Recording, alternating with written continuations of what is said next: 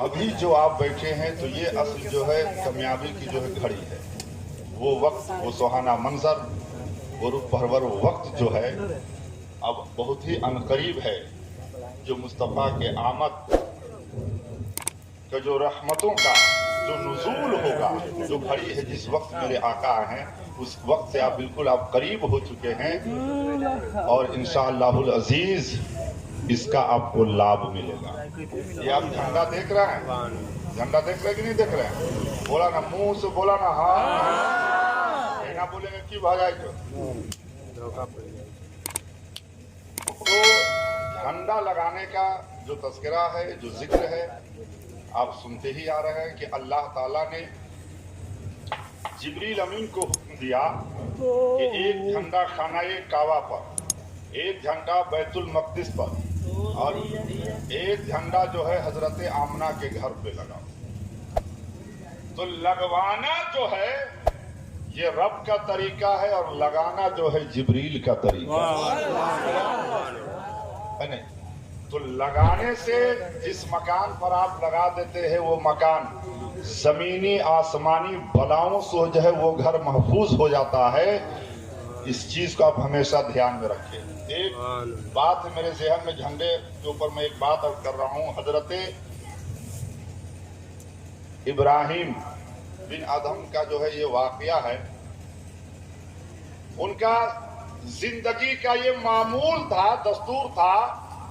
उनका एक छोटा मोटा कोई एक कारोबार था, तो वो जो कुछ बेचते और उसका जो नफा होता उसको वो दो हिस्सा करते। ये आखिरी बात आप सुन लीजिए, काम की बात है। दो हिस्सा करते, एक नफा अपनी जरूरियात के लिए और एक जो आधा हिस्सा है नफा का वो इसको एक बक्से में, एक डब्बा में वो रखते और इंतजार करते वो रबीउल का, रबीउल शरीफ के महीने का वो इंतजार करते। जब रबीउल का चांद दिख जाता, रबीउल नूर का, तो उसी पैसे से ये झंडा, जुलूस, लंगर का एहतमाम करते। अब उसके बाद जो पैसा बचता था तो वो आलिमों पर सदका कर देते थे।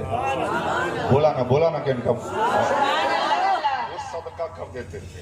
हम इसको अल्फाज में फैला नहीं रहे, बिल्कुल शॉर्ट कर रहे हैं। उनके विसाल के बाद यही मामूल, यही दस्तूर उनकी अहलिया का भी था।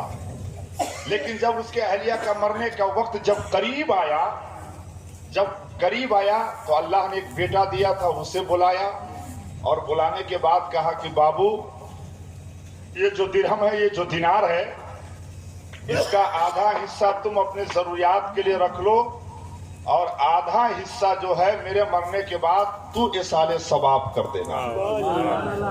अब यहाँ से उस लड़के का बयान है कि मैं बच्चा था, मेरी माँ का वो इंतकाल हो गया, मैं दफना दिया, लेकिन मेरे अंदर इतनी समझ नहीं थी कि इसाले सवाब होता क्या है। लड़के का बयान है कि इसी चिंता और इसी के चेष्टा में मैं बिस्तरे पर पड़ा रहा, नींद आ नहीं रही थी कि साले सवाब करने के लिए मेरी माँ ने मुझसे कही थी।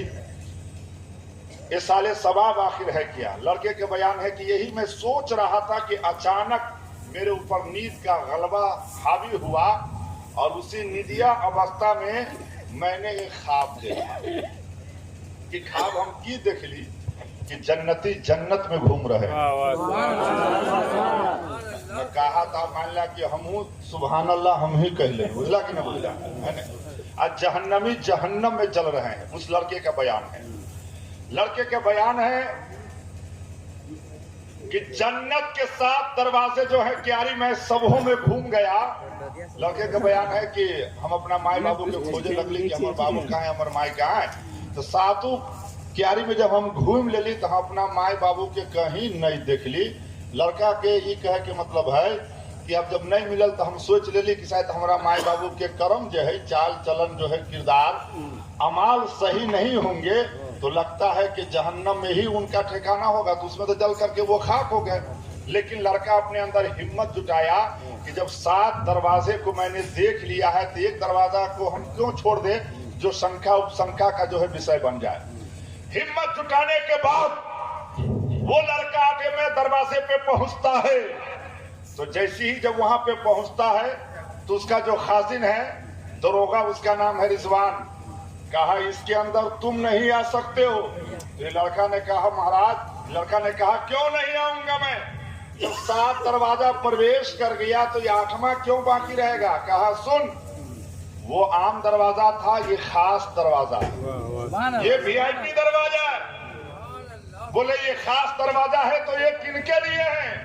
कहा कि सुन, जो 12 रबीउल शरीफ के महीना में नबी के नाम का मजलिस, जुलूस, झंडा, लंगर का एहतमाम करता है, ये दरवाजा उनके लिए। औरों मन से लड़का का नाम है, कहलको हम पूछ गेली कि वही से हम अपना माय बाबू के ओन्नी नहीं देख लिया कैला, तो हमर माय बाबू जहिया तक जीते रहे जिंदगी भर तो ये कल के, तो वही से हमारे माय बाबू मजबूल भाई वही में ना है कि हो ना हो 100% हमर माय बाबू अही में होता। और मोहब्बत से बोला, और मोहब्बत लड़का कहना है कि हम अभी इतने हमारा मन में बातें आए